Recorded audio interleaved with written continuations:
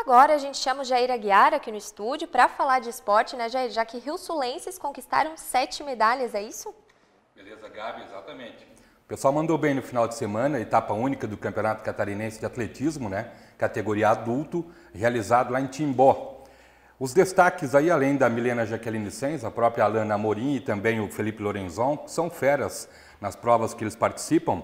A gente fala da Milena Jaqueline Sens, que no peso, que é a especialidade dela, ela é recordista de Jogos Abertos. Ela foi medalha de ouro nesse campeonato catarinense, jogando a bolinha a 16,70 metros, né? E medalha de prata ainda para a Milena. Em outra prova, ela disse que brinca, né, no disco, o forte dela é o peso, então ela foi brincar também no disco e aí pegou uma medalha de prata. Imagina se ela se dedica, né? 42,16 o disco. Então, parabéns para a Milena, ouro no peso, prata no disco. Outra participação bacana foi da Alana Amorim, também com 2 medalhas aí na competição.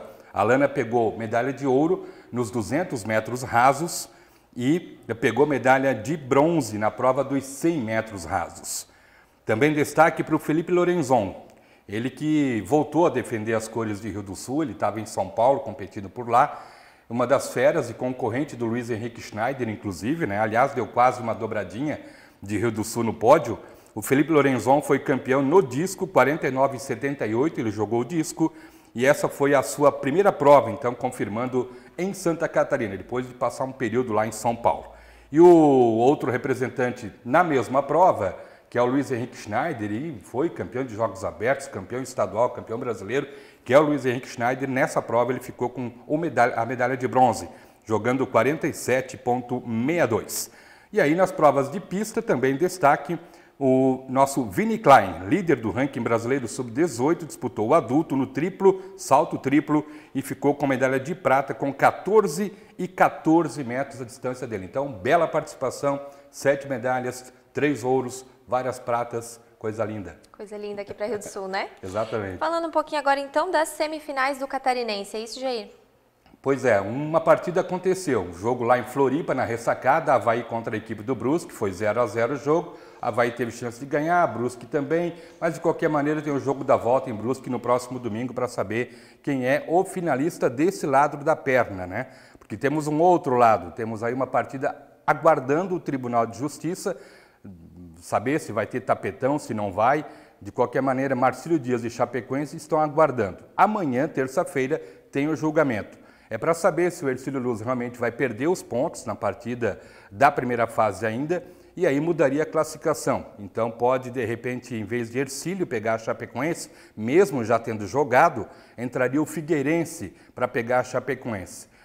Claro, aí nesse ponto não mudaria muita coisa, só a Chapecoense teria um outro adversário, jogaria 2 vezes, o Marcílio Dias esperaria mais um pouquinho para jogar a semifinal da competição. O Marcílio não tem nada com isso, a Chapecoense também não, ela só está esperando, claro, vai ter prejuízo de ter que jogar mais uma vez contra aí o Figueirense. É aguardar amanhã à noite o tapetão ou o Tribunal de Justiça para saber a situação do Campeonato Catarinense, Gabi. Infelizmente, certo. Isso acontecendo ainda. Agora, então falamos de Campeonato Catarinense, Campeonato Gaúcho agora, é isso? Bacana a disputa entre os representantes de Porto Alegre, que é o Grêmio Internacional, e os de Caxias do Sul. Um venceu, outro perdeu de Caxias, né? O Juventude foi bem contra o Internacional, conseguiu vencer por 1-0, o jogo de volta é domingo lá no Beira-Rio, e aí o Internacional vai ter que vencer por qualquer placar, diferença de 1 gol, obviamente, para ir para os pênaltis. 2 ou mais, o Inter classifica. Já no outro lado, o Caxias em casa, no Estádio Centenário, perdeu para o Grêmio 2-1. Aí complicou. Agora vai jogar em Porto Alegre, o Caxias tem que fazer 2 de diferença, ou pelo menos uma vitória normal para ir para os pênaltis. Situação bem cômoda aí, dá para dizer, para o Grêmio, e bem aberta a disputa Juventude contra o Internacional. No Rio tivemos Flamengo e Fluminense. Flamengo e Fluminense jogaram contra adversários considerados do interior, né?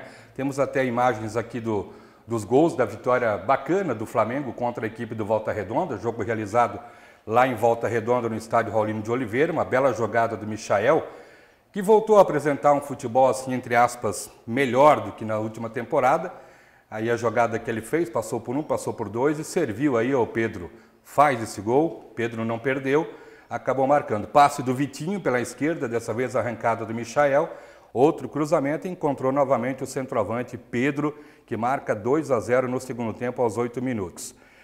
Cruzamento bacana do Michael para o Pedro marcar o segundo dele. E aí, no finalzinho, já, ao apagar das luzes, o Arrascaeta acreditou na bobeada do zagueiro e aí fez o cruzamento e o Pedro de peito entrou com bola e tudo praticamente, fechando a sapecada de 3-0.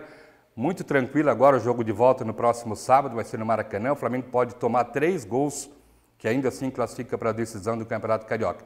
No outro jogo, Portuguesa e Fluminense empataram 1-1. Jogo no Luso Brasileiro e agora o jogo da volta vai ser no Maracanã domingo que vem. Quem ganhar leva. Se der empate, o Fluminense ainda consegue a classificação para a final do Campeonato Carioca. Aí é geralzão. Fla-Flu, de repente, chegando na decisão.